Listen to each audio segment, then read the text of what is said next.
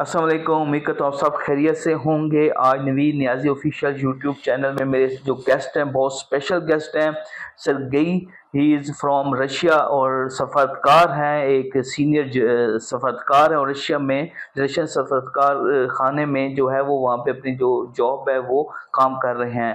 تو السلام علیکم، ویلکم ٹو وعلیکم نوید نیازی السلام. Official YouTube channel.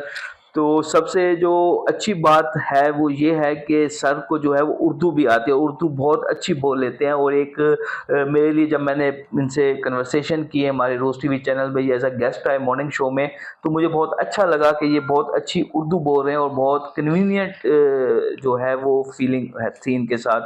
تو سر کیسے ہیں آپ؟ ٹھیک ہیں؟ بالکل ٹھیک تو ہوں. کتنا عرصہ ہو گیا آپ کو پاکستان میں ٹھیک ہے، تو ڈیوٹی؟ ابھی پاکستان میں 1 سال سے کام کر رہا ہوں روسی سفارت خانہ میں چیف آف پروٹوکول کے طور پر.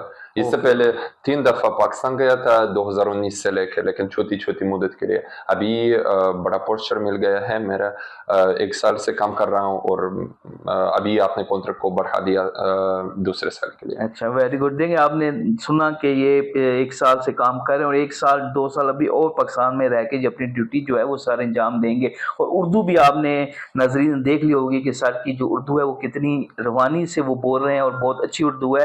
اچھا جین صاحب، میں نے جو رشیا کے بارے میں کیا کہ رشیا میں انگلش کو لینگویج کو نہیں بولا جا رہا، پاکستان میں یا تھرڈ ورلڈ کنٹریز جتنی انڈیا ہے، پاکستان ہے، بنگلہ دیش ہے، سری لنکا ہے، یا جو بھی تھرڈ ورلڈ کنٹریز ہے، وہاں پہ انگلش کو بہت زیادہ اہمیت دی جاتی ہے، اور ہم جیسے لوگ یا ہم سے اب خاص طور پہ جو ہماری اگلی جو نسل ہے وہ تو انگلش میں بات کرنے کو پراؤڈ سمجھتی ہے، لیکن رشیا میں کلچرلی طور کے اوپر یا حکومتی سطح کے اوپر جو انگلش ہے، یا چائنا میں بھی اسی طرح ہے کہ وہ انگلش کو لینگویج کو جو ہے وہ اپنی یعنی کہ اس کو ایک ہوا نہیں بنایا ہوا، وہ رشیا میں ہی بات کرتے ہیں اور ٹرانسلیٹرز وغیرہ رکھے ہوئے ہوتے ہیں۔ ٹھیک ہے، تو پھر ہاں میں آپ کو بتاتا ہوں، تھوڑا سا ٹھیک کرنا چاہتا ہوں آپ کو کہ ہاں روس میں انگریزی وہ بولی جاتی ہے، مطلب ہم اس کو ہر بچے کے لیے اسکول میں انگریزی وہ بالکل لازمی ہے کہ وہ انگریزی سیکھیں.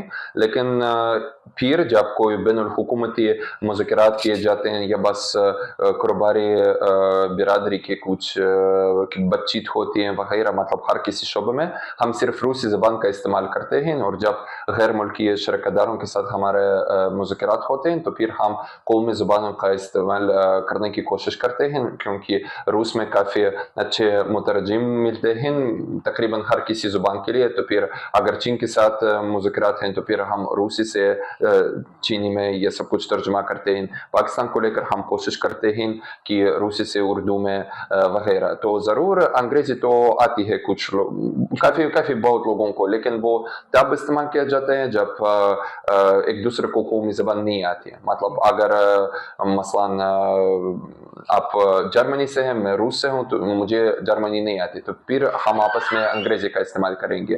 لیکن اگر کوئی انٹرپریٹر مترجم موجود ہو تو ضرور ہم روسی زبان کو ترجیح دیتے ہیں اور قومی زبان کا استعمال کرنے کی کوشش کرتے ہیں. یہ پروگرام جو ہے وہ جن نوجوان پاکستان کے دیکھ رہے ہیں، تو پاکستان کے نوجوان بدقسمتی سے دوسرے ملکوں میں شفٹ ہو رہے ہیں، جا رہے ہیں یہاں سے.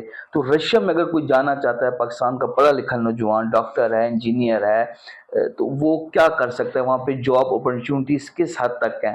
اور دوسرا یہ ہے کہ بزنس کے جو اپرچونٹیز ہیں، کیونکہ ابھی تک جو ہمارا نالج ہے یا جو ہم سنتے آ رہے ہیں کہ رشیا میں یا آئل ہے یا گیس ہے یا جو یہ ہوتا ہے آپ کا دفاعی ہاں بالکل. پروڈکٹس جو ہیں، اس میں رشیا جو ہے وہ خود کفیل ہے.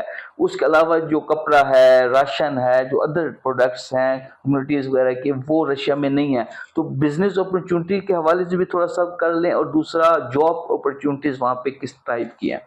ٹھیک ہے، تو سب سے پہلے آپ نے کہا کہ بدقسمتی سے پاکستانی نوجوان چلے جاتے ہیں، تو پھر ہمارا اس اپروچ ہے کہ یہ بدقسمتی کی بات نہیں ہے. چلیں وہ کسی غیر ملک جائیں اور ادھر کچھ کسی نہ کسی چیز کو سیکھ سکتے ہیں، مطلب اپنی تعلیم حاصل کر سکتے ہیں. تو پھر اگر وہ تعلیم حاصل کر کے پھر वतन वापस जाएंगे और अपने वतन को तरक्की देंगे तो इससे खुशी होगी। और इसलिए हमारे जो अभी सबसे बड़े मौके जो हम पेश करते हैं ये तालीम के मौके, मतलब हम इस चीज़ को प्रमोट कर रहे हैं, तरजीह देते हैं कि दूसरे ममालिक से लोग जवान, जिसमें पाकिस्तान भी शामिल है, हम उनको बुलाते हैं कि वो रूसी यूनिवर्सिटीज़ में अपनी तालीम हासिल करें जो दुनिया की बेहतरीन यूनिवर्सिटीज़ में से एक होते हैं। तो फिर ठीक है, वो हमारे पास जो इंजीनियर है, आपने कहा बिल्कुल ठीक है, जो फिर तिब्बी शोबे में वगैरह उनमें तालीम हासिल करके फिर पाकिस्तान वापस आ जाएं और इधर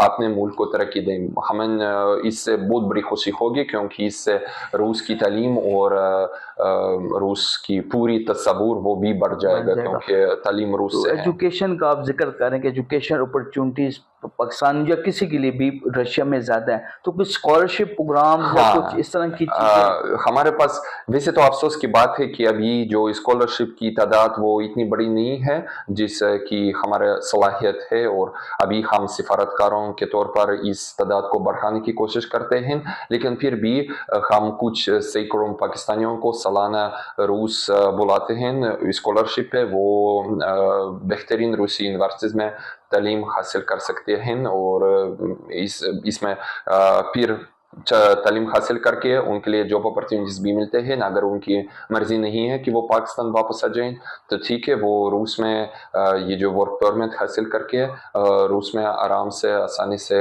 काम कर सकते हैं। और मैंने सुना था कि कुछ स्टेरियोटाइप्स मिलते हैं कि महफूज नहीं पाकिस्तान के लिए वगैरह, बस बकवास की बात है क्योंकि बिल्कुल महफूज है। और पाकिस्तानी लोग जैसे कि दुनिया भर के लोग किसी भी मुल्क से पाकिस्तान में आराम से, रूस में आराम से काम कर सकते हैं और कोई इम्तियाज सलूक कभी भी नहीं मिलेगा, ठीक है। और जहाँ तक कुछ और जॉब अपॉर्चुनिटीज़ की बात है और बिजनेस अपॉर्चुनिटीज़, बिजनेस मौके की बात है, तो अभी हमारे दोनों ममालिक के माबैन तिजारती हजम जो है वो बढ़ रहा है हमेशा, और अभी एक नया रिकॉर्ड तोड़ने वाला है इस साल के नतीजे पे। तो फिर सबसे पहले ये जो खाम माल मिलता है, मतलब जैसे कि आपने कहा तेल, गैस, ये सब कुछ आप इंपोर्ट कर सकते हैं, ठीक है, दरामद कर सकते हैं। फिर जहाँ तक बाकी एक्सपोर्ट की बात है तो जी, जैसे कि आपने जिक्र किया था, बहुत ज़्यादा कपड़े तो नहीं मिलते, फिर कुछ मेवाजात जो है मतलब रूस में मिलते हैं, लेकिन आपके पास जो क्लाइमेट, जो आबो हवा वो ज़्यादा बेहतर है, ज़्यादा अच्छे मेवे मिलते हैं, ज़्यादा अच्छे फल मिलते हैं, तो फिर आप उनको एक्सपोर्ट कर सकते हैं।